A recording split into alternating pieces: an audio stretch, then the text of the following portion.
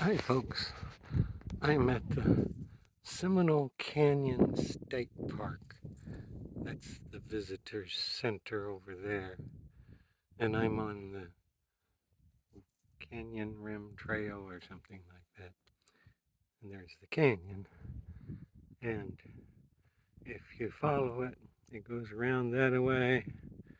And it can't be more than a mile or two and going down that way, and then it dumps into the Rio Grande River. So um, just looking at the map based upon where I'm at, I think I'm about a mile from Mexico. Um, but down in the canyon, there are a bunch of petroglyphs, which is kind of cool. But as you can see, that's a pretty deep canyon. It's I don't know, 500 feet down or so, and you can't go down to look at the petroglyphs without going on a tour given by one of the park rangers or somebody from the park. I don't know if they're a ranger or not, but yeah. And from what I've read, it's kind of aggressive. And the lady says, "Oh, it's not too bad." She said, "Oh, but there are a lot of steps, and to get from up there where the headquarters is at down to the bottom there, that's not something I'm gonna be doing." But it is absolutely beautiful out here. I'm camping at a site that's back that away. I think I've walked probably about a mile from my campsite. It's an electric campsite, and it's like $20 a night, something like that. And then there's a $4 entrance fee. I've got a Texas State Park Veterans Pass, so I don't think I have to pay that fee. Uh, it's a beautiful area. I mean, it's desolate. uh, most of the vegetation here is shorter than I am. Uh, and everything's got lots and lots of stickers on it. Don't touch anything. And there's a sign back there I passed that said, "Watch out for snakes," too. It's January, but it's in the low 70s, so I suppose snakes could be lingering about and getting warm on a rock or something. I don't know. Uh, but up on the hill over there, that's where I'm heading back to. The campground is on top of the hill, and it has a very well kept restroom. Uh, I highly recommend this place. Some of them I stay at aren't so great, uh, but there's a little trail. You can take the Rio Grande Trail. It connects to the road that you drive on to get to the campground, and you follow that a ways. And I didn't want to go all the way to the river because I think that would be further than I'm interested in walking at the end of this day. I've been on the road all day. I'm heading for Arizona. I'm going to go to the Tucson gem shows. And as I understand it, it takes about 10 trips to see all of the different shows. So I'm just going to go there and get an introduction to it. But um, this thing here just looks wicked. Oh my. Imagine somebody flailing on you with one of those. I saw a roadrunner. I heard something at first, and I looked around. And, well, sure, he was peeking at me from behind a bush, and so I walked over to maybe take a picture of him, and he ran off just a little ways. But he let me take 4 or 5 pictures of him. Uh, Lots of these kind here.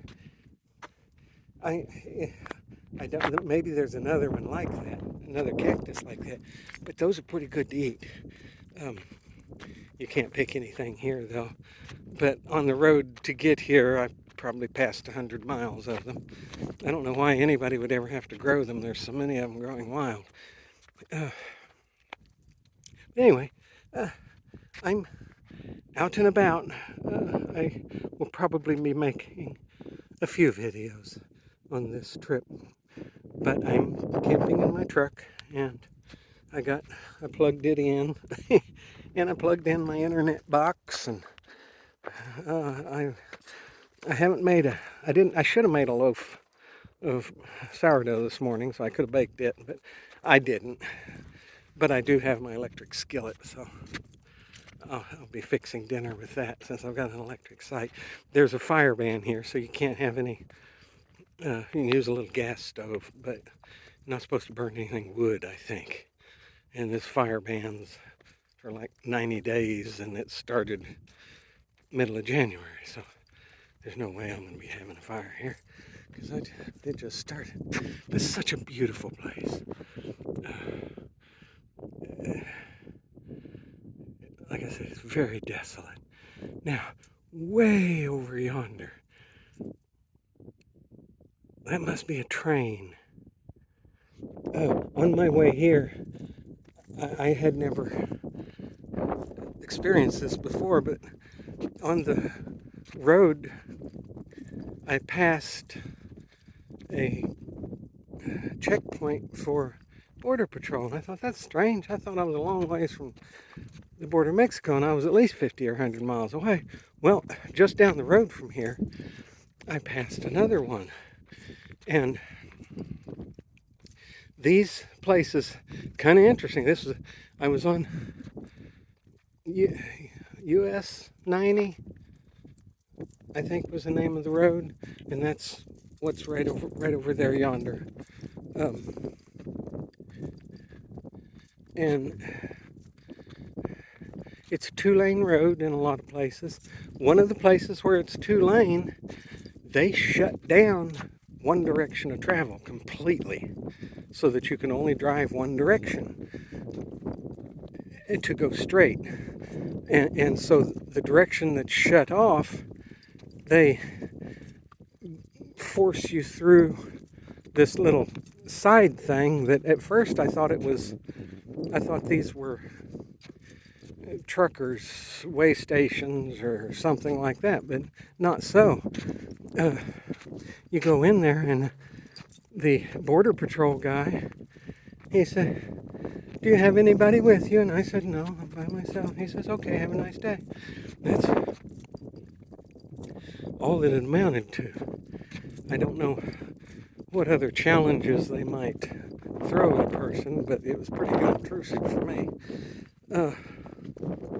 But it's just kind of weird to experience that. I've gone through customs before, but I've never gone through a border patrol checkpoint that wasn't at a border.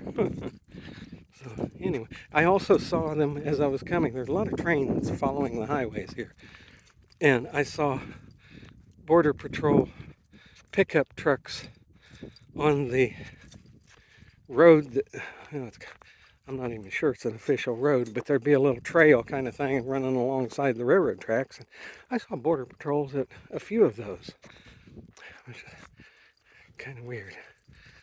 I don't know if it's always like that or it's just like that recently since the immigration thing has changed. I won't go into that, but it's changed now, so maybe they've got more of a presence. But that highway checkpoint, that has been there for a long time. That was not something new. It looked like it had been there at least 10 years, or much longer possibly. Anyway, I'm getting close to the edge of the canyon, and then once I go, it's right over there someplace, and then I go up over the hill and go back to the campground. Anyway, that's